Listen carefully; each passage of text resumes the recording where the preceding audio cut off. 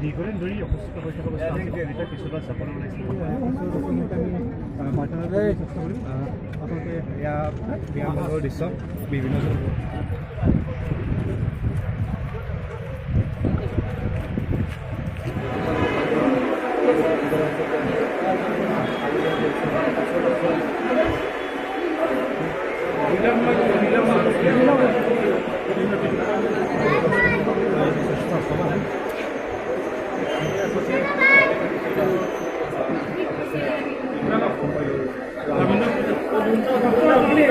নহ'লে ক'ব ল'ব নালাগে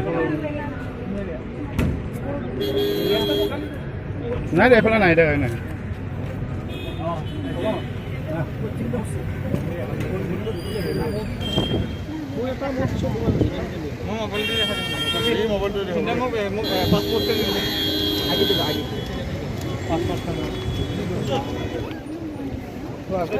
ডক্টৰ দুজন আহি আছে